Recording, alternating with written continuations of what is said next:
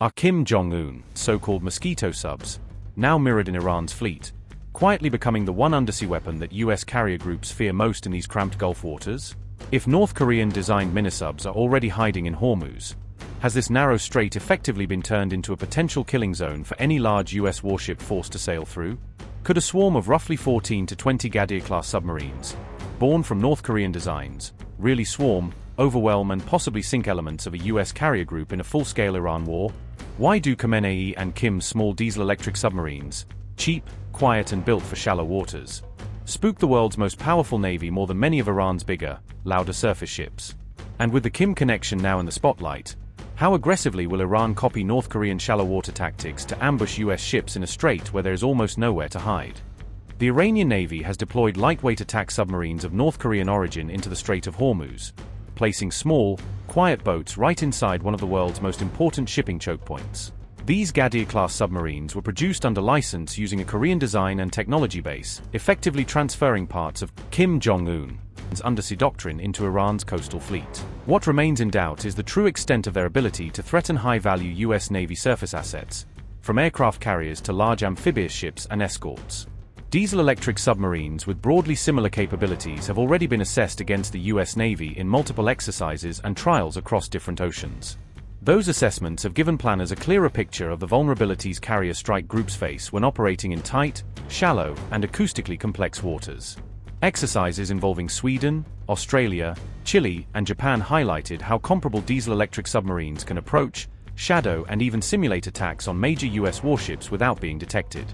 Tactics such as resting on the seabed or hugging the underwater terrain can greatly complicate US anti-submarine warfare operations and degrade the effectiveness of sonar searches.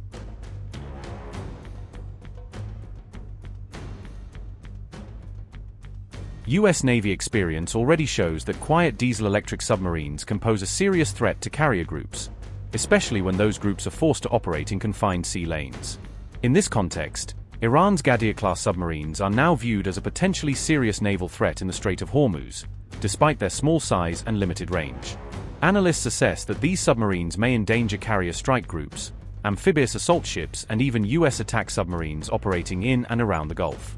Their relatively large numbers, combined with the unique geographic and environmental conditions of the Strait of Hormuz, sharply increase operational complexity for any navy trying to protect high-value units. The acoustic conditions in the strait, including shallow depths, dense traffic, and a noisy seabed, further complicate sonar detection efforts against small, slow diesel-electric boats. Several open-source estimates suggest that around 14 to 20 Ghadir-class submarines are currently in service with Iran's Persian Gulf fleet. These boats are reported to be capable of operating heavy torpedoes and, in some configurations, cruise missiles, giving them multiple options for engaging surface targets and sea lanes. Iran is believed to have roughly 19 to 23 Ghadir-class submarines active in its southern fleet, giving it a dense undersea presence in the Persian Gulf and around Hormuz. Each Ghadir is built specifically for shallow water warfare in and around the Strait of Hormuz, where depths and currents frustrate larger submarines and traditional anti-submarine tactics. The boats are about 29 meters long with a displacement in the 117 to 150 ton range, making them closer in size to a big truck than to a classic attack submarine. They use diesel-electric engines and are designed for a low acoustic signature, allowing them to blend into the background noise of tankers, tugs, and coastal industry. Open-source estimates give them up to roughly 50 days of endurance on patrol if supplied and sheltered carefully along Iran's coastline. Typical crew strength is believed to be around 7 personnel, a tiny team compared to the dozens needed to run a large Western sub. The basic design is based on the North Korean Yono-type midget submarine, adapted and modified to suit Iranian waters and tactics. Iranian outlets often claim the Ghadir can execute a rapid dive from harbor in about 30 seconds, letting it slip below the surface before enemy sensors or drones can react. Each Ghadir is fitted with two 533mm torpedo tubes, limiting total loadout but still giving it a lethal punch against individual ships. They are reported to fire Iranian Hoot and Valfar anti-ship torpedoes, including superfast variants designed to close the distance before defenders can respond. Iran has also tested Jask-2 anti-ship missiles launched from submerged Ghadir subs, adding a covert standoff strike option beyond straight torpedo runs. In addition to direct attacks, Ghadir boats can secretly lay naval mines in shipping lanes, a capability many experts describe as their most destabilizing weapon. Some reports even suggest they may carry portable air defense systems on deck for use when surfaced, though their main threat remains below the waves. It is still not clear whether Iranian submarine crews match the training standards seen in North Korea or in advanced diesel sub-operators such as Australia. However, across this war, Iranian forces have consistently shown high preparedness and an ability to pressure US assets through a mix of missiles, drones, and naval tactics. Donald Trump has repeatedly announced that US forces have severely degraded Iran's naval capabilities, even as analysts warn that its undersea threat in Hormuz cannot be written off. On Iran, Mr. President, just to be clear, I mean, what's next? Is the threat of the bombing starting again? How realistic is that? I don't want to say that. I mean, I'd like to tell you. I'd like to say on a certain hour, a certain day, the bombing is going to start. I don't want to say that. I can only say that Iran, I can say this with very, very strong conviction, Iran will never have a nuclear weapon. Not going to happen.